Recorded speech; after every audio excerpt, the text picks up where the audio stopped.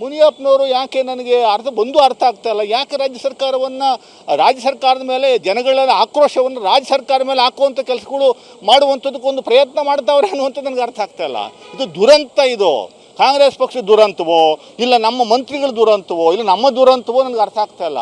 ಇದು ತಪ್ಪಿರುವಂಥದ್ದು ಸಂಪೂರ್ಣವಾಗಿ BJPಯವ್ರದ್ದು, ಕೇಂದ್ರ ಸರ್ಕಾರದ ಮೇಲೆ ಹೇಳುವಂಥ ಕೆಲಸವನ್ನೇ ಮಾಡಬೇಕೆ ಹೊರತು ನಮ್ಮ ಮೇಲೆ ಹಾಕ್ಕೊಳ್ಳೋಂಥ ಕೆಲಸವನ್ನು ಮಾಡಬಾರ್ದು. ದಯಮಾಡಿ ಮುನಿಯಪ್ಪ ಸಾಹೇಬ್ರೆ, ನಿಮಗೆ ಕೈ ಮುಗಿದು ಕೇಳ್ಕೊತೀವಿ, ಇದು ನಮ್ಮದಲ್ಲ ಸ್ವಾಮಿ, ಕೇಂದ್ರ ಸರ್ಕಾರದ ವಿಶ್ವಗುರುದು ಕತೆ ಇದು. ಅವರು ಸಪ್ಲೈ ಮಾಡಿದ್ರೆ ಜನಗಳು ತಗೋತಾರೆ ಗ್ಯಾಸ್ನ, ನಮಗೂ ರಾಜ್ಯ ಸರ್ಕಾರಕ್ಕೂ ಅದಕ್ಕೂ ಸಂಬಂಧ ಇಲ್ಲ ಅನ್ನುವಂಥದ್ದನ್ನು ದಯಮಾಡಿ ನಿಮ್ಮ ಬಾಯಿಂದ ಹೇಳಿ ಸ್ವಾಮಿ. ತಪ್ಪು ಅಲ್ಲದೆ ಇರುವಂಥದ್ದನ್ನ ಯಾರೋ ಕೊಲೆ ಮಾಡಿದ್ದನ್ನ ನಾನೇ ಕೊಲೆ ಮಾಡಿದ ರೀತಿಯಲ್ಲಿ ಬಿಂಬಿಸ್ಕೊಳ್ಳುವಂಥ ಕೆಲಸವನ್ನು ಮಾಡಿ ನಮ್ಮ ಕಾಂಗ್ರೆಸ್ ಸರ್ಕಾರಕ್ಕೆ ಕೆಟ್ಟ ಹೆಸರು ತರುವಂಥ ಕೆಲಸವನ್ನು ಮಾಡುವಂಥದ್ದು ಆದರೆ ಎಷ್ಟು ಮಟ್ಟಿಗೆ ಸರಿ ಅನ್ನುವಂಥದ್ದು ನನಗೆ ಅರ್ಥ ಆಗ್ತಾಯಿಲ್ಲ. ಸೀನಿಯರ್ ಮಂತ್ರಿ ಇದ್ದಾರೆ ಅವರು, ಭಾಳ ಸೀನಿಯರು, 9 ಸಾರಿ MP ಆಗಿದ್ದವರು. ನಾವೆಲ್ಲ ಹೇಳಬೇಕಾ ಸರ್? ಇದು ಕಾಂಗ್ರೆಸ್ ಕಾರ್ಯಕರ್ತರಿಗೆ, ಜನಸಾಮಾನ್ಯರಿಗೆ ಸಿಕ್ಕಾಬಳ್ಳಿ ಆಕ್ರೋಶ ಇದೆ, ಯಾಕೆಂದರೆ ಜನಸಾಮಾನ್ಯರು ಕಾಂಗ್ರೆಸ್ ಮೇಲೆ ಬೀಳೋ ರೀತಿಯಲ್ಲಿ ನಮ್ಮ ಮಂತ್ರಿಗಳೇ ಮಾಡ್ತಾ ಇದ್ದಾರೆ ಅನ್ನುವಂಥದ್ದು ನಮ್ಗೆ ಆಶ್ಚರ್ಯ ಆಗ್ತಾ ಇದೆ.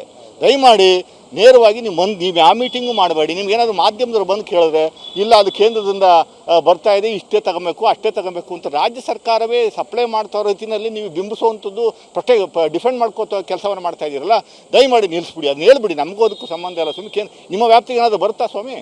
ನಿಮ್ಮ ವ್ಯಾಪ್ತಿಗೆ ಏನಾದರೂ ಬಂದರೆ ನೀವು ಹೇಳುವಂಥದ್ದಕ್ಕೆ ಅರ್ಥ ಇದೆ.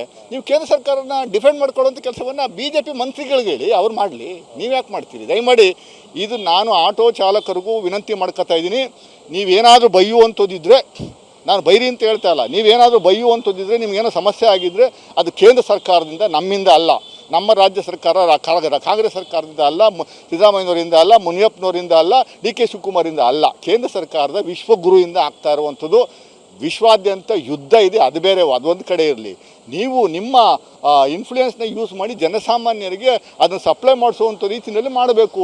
ಎಲ್ಲ ಚುನಾವಣೆ ನಡೀತಾ ಇರುವಂಥ ರಾಜ್ಯಗಳಿಗೆ ಸಂಪೂರ್ಣವಾಗಿ 24/7 ಎಲ್ಲವನ್ನು ನೋಡ್ಕೊಳ್ಳುವಂಥ ಕೆಲಸವನ್ನು ಮಾಡ್ತಾಯಿದ್ದೀರಿ. ಚುನಾವಣೆ ಮುಗಿದ ತಕ್ಷಣ ಅವ್ರಿಗೂ ಇದೇ ಕತೆ. ಚುನಾವಣೆ ಎಲ್ಲೆಲ್ಲಿ ನಡೀತಾ ಇಲ್ಲ ಆ ರಾಜ್ಯಗಳಿಗೆ ಶಾರ್ಟೇಜ್ ಹಾಕುವಂಥ ಕೆಲಸವನ್ನು ಮಾಡಿಸ್ತಾ ಇದ್ದೀರಿ.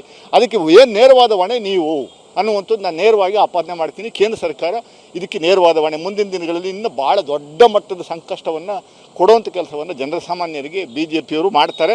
ಅದು ಅನುಭವಿಸುವಂಥ ಕೆಲಸವನ್ನು ಜನಸಾಮಾನ್ಯರು ರೆಡಿಯಾಗಿರಬೇಕು.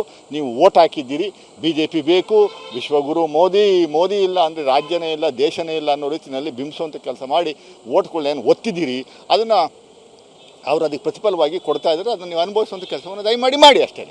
ವಿಶೇಷವಾಗಿ ಅವ್ರು ಹೇಳ್ತಾ ಇರೋದು ಒಂದು ಮಾತನ್ನು ಹೇಳ್ತಾ ಇದ್ದಾರೆ, ಯುದ್ಧ ಕಾಲ ಇದೆ, ಅವರು ಕೇಂದ್ರ ಸರ್ಕಾರ ಕೂಡ ಒಳ್ಳೆ ಇದ್ರ ಬಗ್ಗೆ ಸಹಕಾರ ಮಾಡ್ತಾ ಇದೆ ಅದು ಕಂಟಿನ್ಯೂ ಅದನ್ನೇ ಹೇಳ್ತಾ ಇದ್ದಾರೆ ಅವರು. ಅದನ್ನು ನನಗೆ ಅರ್ಥ ಆಗ್ತಾ ಇಲ್ಲ. KH ಮುನಿಯಪ್ಪನವರು ನನಗೆ ತಿಳಿದಿರೋ ಪ್ರಕಾರ I think is the minister for Karnataka state government is run by Congress party.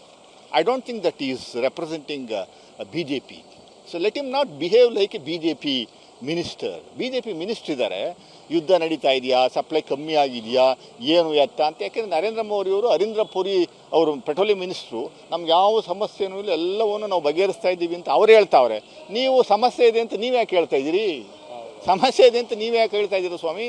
ಅವ್ರು ಹೇಳಿ, BJPಯವರು ಹೇಳಿ, ಸೆಂಟ್ರಲ್ ಗೌರ್ಮೆಂಟ್ ವ್ಯಾಪ್ತಿಗೆ ಬರೋದ್ರಿಂದ ಅವ್ರು ಹೇಳೋಂಥ ಕೆಲಸವನ್ನು ಮಾಡಬೇಕು. ಅದನ್ನ ಯಾಕೆ ನೀವು ಹೇಳ್ತಾ ಇದ್ದೀರಿ? ನೀವು ಕಾಂಗ್ರೆಸ್ ಪಕ್ಷದ ಸಿದ್ಧಾಂತ ಏನಿದೆ ಅನ್ನುವಂಥದ್ದು ಅದನ್ನು ದಯಮಾಡಿ ಹೇಳಿ ಅಷ್ಟೇ. ನಮಗೂ ಅದಕ್ಕೆ ಸಂಬಂಧ ಇಲ್ಲ ಅನ್ನುವಂಥ ದಯಮಾಡಿ ಅಷ್ಟು ಹೇಳಿ. ನೀವು ಆಹಾರ ಮಂತ್ರಿ ಇದ್ದೀರಿ, ನಿಮಗೂ ಅದಕ್ಕೆ ಸಂಬಂಧ ಇಲ್ಲದಿದ್ರು ಬಂದು ಈ ವಿಚಾರದಲ್ಲಿ ಭಾಳ ಸ್ಪಷ್ಟವಾಗಿ ನಿರಂತರವಾಗಿ ದಿನನಿತ್ಯ ಪ್ರೆಸ್ಗೆ ಹೇಳಿಕೆ ಕೊಡುವಂಥ ಕೆಲಸವನ್ನು ಮಾಡ್ತಾಯಿದ್ದೀರಿ. ಅಷ್ಟು ಮಾಡಿ ಅಂತ ನಾನು ನಿಮ್ಮ ಕೈ ಮುರಿದು ಕೇಳ್ಕೊತೀವಿ ಅಷ್ಟೇ.